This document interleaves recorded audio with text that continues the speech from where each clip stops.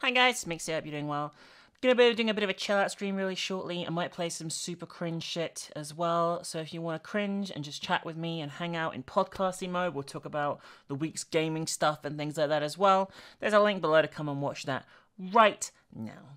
You can also watch a video over on the Minx TV channel right now as well. If you didn't know me specifically, just tried my hand at story narration for the first time, doing some creepypasta type stuff, story narration, over on the new channel, Minx TV. It's part of our push into new content thanks to our Patreon.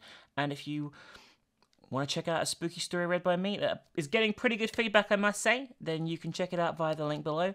Make sure you hit the link, and here's a little teaser of my story reading. Not much, because I don't want to give too much of the plot away, but here's the first few minutes, and if you want to hear more of the spookiness, make sure you hit the link in the description. Full credit to the creator of the story in the description of this video as well. You mega nomkin.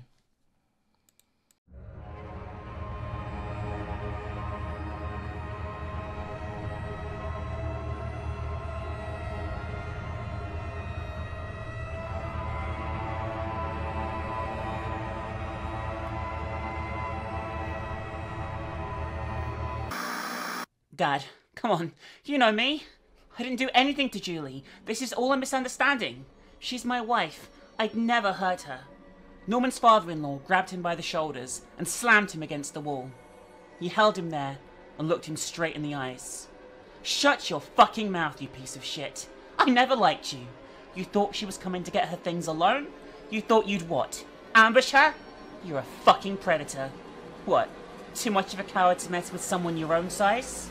The big man slid Norman down the wall until he pushed him into a squatting position. Breathing heavily, he backed up a step and pressed his pointer finger against Norman's forehead, pinning his head to the wall. Since you can't be trusted to stay away while we gather my daughter's things, you're going to sit right where I can keep an eye on you. He backed up a few feet and looked at his son-in-law. You're fucking pathetic. If I had my way, you'd be in a cell right now. But she won't press charges, and I promised her I wouldn't go to the police. For now. You ever lay a hand on her again, Jonathan Mayers slammed his hand down hard on the kitchen table, and I'll put you in the ground. The 62-year-old walked to the end of the kitchen and called down the hallway to the master bedroom. Just get what you need right now, honey. We'll return for the rest later.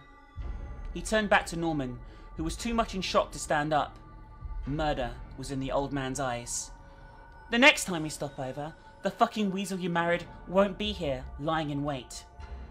A few minutes later, Norman watched out the bedroom window while his wife and father-in-law backed out of the driveway and drove away. He couldn't fathom why Julie would say such lies. He knew deep down that nothing she did could ever make him angry enough to lay a hand on her. He loved her. Besides, everyone at work could vouch for him during the supposed time she was attacked. Why would she say it was me? Today was the first time he had seen her since he left for work 3 days ago. He'd spent days trying to figure out where she was. He couldn't reach her on her phone, and her parents and friends only spouted profanities at him. The knot in his stomach had wound tighter and tighter every day, every minute he hadn't known where she was.